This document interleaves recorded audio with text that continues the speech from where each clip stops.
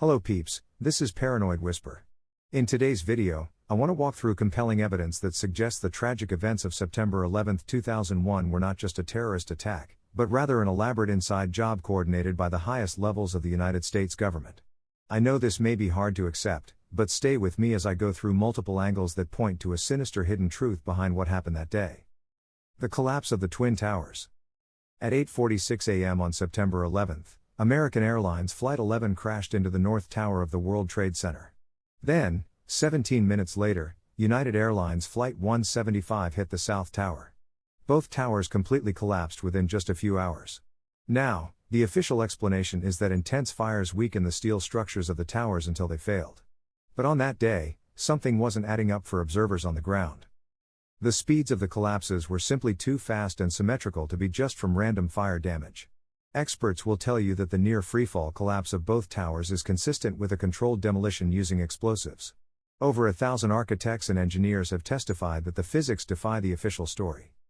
And how massive steel beams turned to dust in mid-air, how sequentially the floors failed, the molten metal pouring out of the buildings, all point to pre-placed demolition charges bringing the towers down in a planned implosion. Tower 7. But the Twin Towers aren't the only smoking gun. World Trade Center Building 7, a 47-story skyscraper, came down that day too. But here's the thing, Tower 7 was never hit by a plane. Yet at 5:20 p.m., this steel-structured building collapsed neatly into its own footprint in just seconds. Does that make any sense?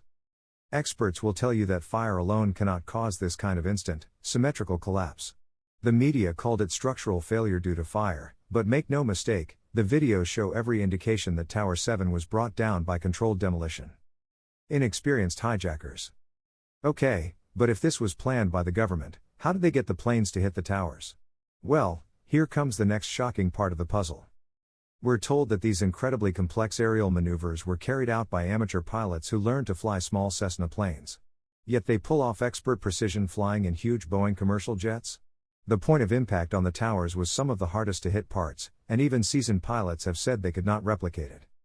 Does it not make more sense that the planes were actually being controlled by remote control guidance systems, just like military drones are guided today? The precision required points to advanced expertise and coordination, which just doesn't match the hijackers' abilities. Cover-up and destruction of evidence. Finally, I want to talk about how something this big could be kept secret. See, immediately after September 11, efforts were made to restrict investigations and destroy evidence that could unravel the real story. Critical steel beams showing evidence of demolition charges were quickly disposed of rather than saved for analysis. Does that sound like the actions of an innocent government with nothing to hide? There are also reports of phone calls and radio communications being jammed in New York that day. Bizarre insider trading activity prior to the attack suggests certain people knew what was coming. And documents reveal discussions of elaborate false flag plans like Operation Northwoods that envision similar attacks being orchestrated to control public opinion. When you step back and look at all the inconsistencies, omissions, and suspicious actions, it points to something extremely sinister behind the events of September 11. This was a psychological operation on the American people, using terror and trauma to expand government surveillance and military action. I don't claim to have all the answers. But I hope shining light on these red flags will inspire discussion and investigation into what really happened. There are good people trying to expose the truth, but they face immense suppression. Stay vigilant and keep an open mind, because you won't find any of this in the mainstream news. This is Paranoid Whisper signing off for now.